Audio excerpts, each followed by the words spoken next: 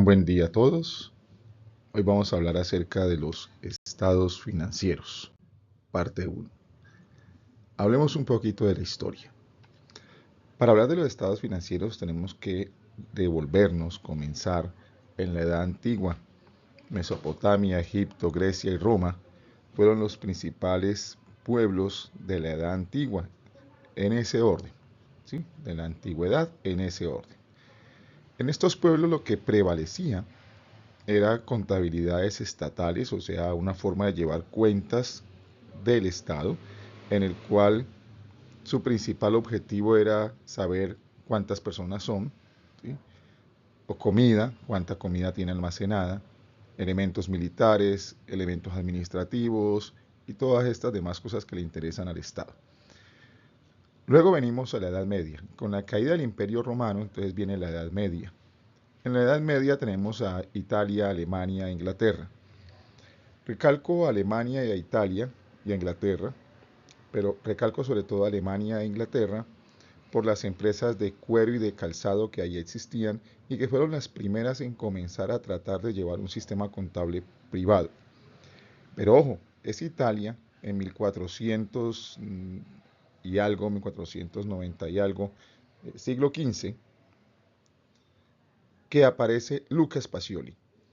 Luca Pacioli es el primero, ¿sí? La primera persona en establecer unas normas contables, ¿sí? Unas normas contables, y es Lucas Pacioli el que establece la partida doble, es el creador de la partida doble. Eso de que la suma de los débitos debe ser igual a la suma de los créditos. Avanzamos y tenemos el Renacimiento. Una vez que pasa la Edad Media y toda su problemática, su restricción, todo lo que ocurrió en términos religiosos, económico y político, comienza entonces la humanidad a florecer nuevamente.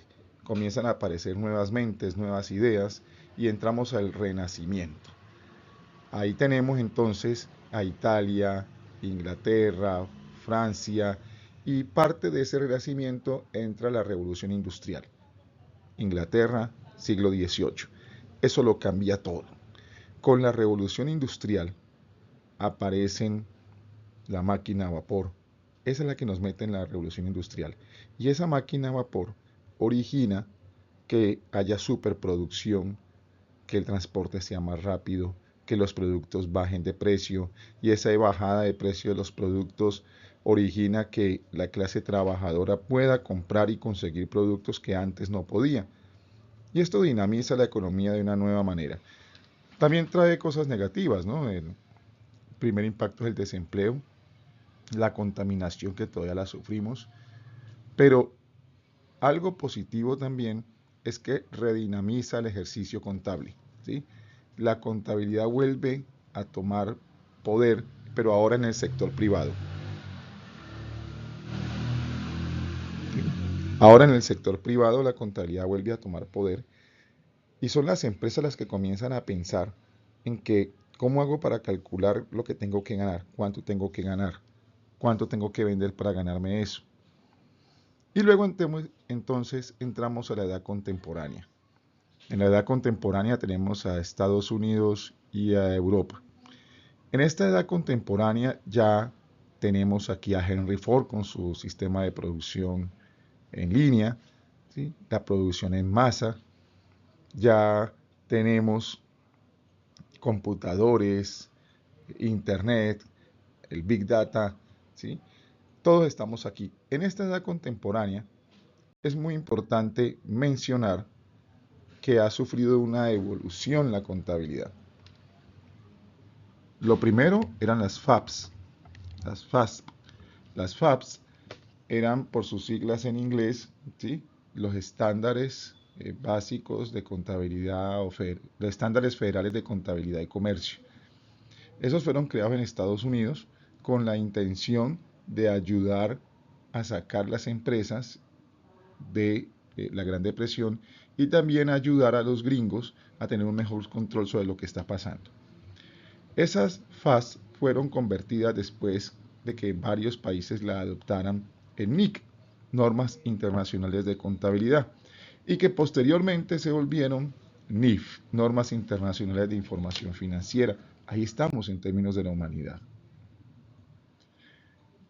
Esas normas internacionales de información financiera, ¿en qué nos afecta en cuestión de lo que estamos hablando, de los estados financieros? Pues que hay estados financieros de propósito general, ¿sí?, los cuales se dividen en básicos y consolidados. Analicemos los básicos. Los básicos son el estado de resultados, el estado de cambio en la situación financiera, ¿sí?, el estado de flujo de efectivo, el estado de cambio en el patrimonio. El estado de resultados, el estado de situación financiera, el estado de flujo de efectivo y el estado de cambio en el patrimonio. A eso se le suman las notas a los estados financieros. Esos son los estados financieros básicos. Pero también tenemos los estados financieros consolidados. ¿Cuáles son los consolidados? Esos mismos 5, pero que abarcan la empresa matriz y sus subordinadas. También tenemos los estados financieros de propósito especial. Pues ahí tenemos todos los estados financieros que no son los 5 que tenemos arriba. El estado de costos, el balance de comprobación y cualquier otro que la empresa requiera para su funcionamiento.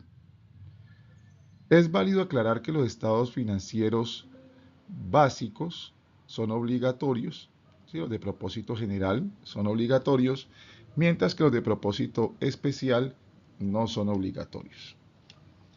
Necesitamos también hablar entonces de la naturaleza de las cuentas. Las cuentas solo pueden tener dos naturalezas, Lucas Pacioli, ¿sí?, italiano, principio de partida doble, matemático, un monje. Algunas son de naturaleza débito, ¿sí?, como las cuentas de los activos, gastos y costos. Las cuentas son permanentes y aumentan por el debe, disminuyen por el haber. Tenemos también la de naturaleza crédito, los pasivos, patrimonio, ingreso. Estas cuentas aumentan por el haber y disminuyen por el debe, ¿sí? Ahí tenemos entonces esas cuentas que son temporales. Seguimos hablando de los estados financieros. Vamos a ver cómo se usan y qué son. Arranquemos con el primero, el estado de resultados. El estado de resultados lo que hace es comparar, ¿sí?, los ingresos, los costos y los gastos mediante una fórmula. Utilidad es igual a ingresos menos costos menos gastos. Si eso me da positivo es una utilidad. Si eso me da negativo es una pérdida. Pero los ingresos se dividen en dos, 41 y 42. Los del 41 son los ingresos operacionales. Los del 42 son los ingresos no operacionales. Los costos pues pueden ser del 6 o del 7, costos de venta o costos de producción. Y los gastos se dividen, ¿sí?, en gastos operacionales, no operacionales, los operacionales en gastos de administración y gastos de ventas. Y los no operacionales pues son los que no están relacionados directamente con la actividad de la empresa. A eso les ponemos el 53. Todas estas cuentas lo que hacen es decirnos, cuando las operemos, si la empresa tiene ganancia o tiene pérdida, tiene utilidad o tiene pérdida. Estas cuentas son temporales, ¿sí? Y esta es más o menos la estructura general de un estado de resultados. Primero están las ventas, el costo de ventas, ¿sí? Luego están los ingresos operacionales, los gastos operacionales y debajo toda la parte no operacional para tener utilidad neta. Ahora tenemos el estado de situación financiera. El estado de situación financiera es un estado financiero que llamábamos balance general y que lo que nos va a mostrar es la estructura de la empresa. ¿Sí? Si esa empresa tiene utilidad o pérdida, es el estado de resultados. Aquí es la estructura, ¿sí?, activo, pasivo y patrimonio. El activo se divide en corriente y no corriente. El pasivo se divide también en corriente y no corriente. Y el patrimonio pues no tiene ninguna división. Esto lo que hace es medir cómo está la empresa en un momento dado, qué tanto proporción de la empresa todavía está en poder de los dueños y qué tanto no. Y tenemos entonces que el activo es el pasivo más el patrimonio. Otro es el estado de cambio en el patrimonio. Este lo que hace es medir si el patrimonio ha aumentado o ha disminuido. Recuerden que toda empresa procura que su patrimonio aumente, por lo menos que se mantenga. Este estado financiero mide eso.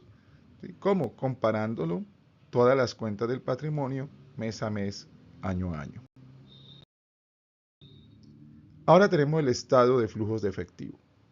El estado de flujos de efectivo, ¿sí?, es una herramienta que lo que me va a permitir es saber si la empresa tiene dinero y en qué lo está gastando.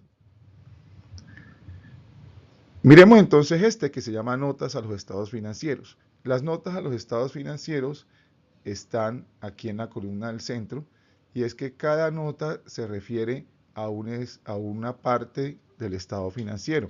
Una nota me va a decir cómo está compuesto el activo corriente, cómo está compuesto las inversiones, cuántas son fijas, cuántas son temporales, ¿sí? Y entonces esta información adicional que dan estos estados financieros es clave para que la empresa pueda tomar decisiones.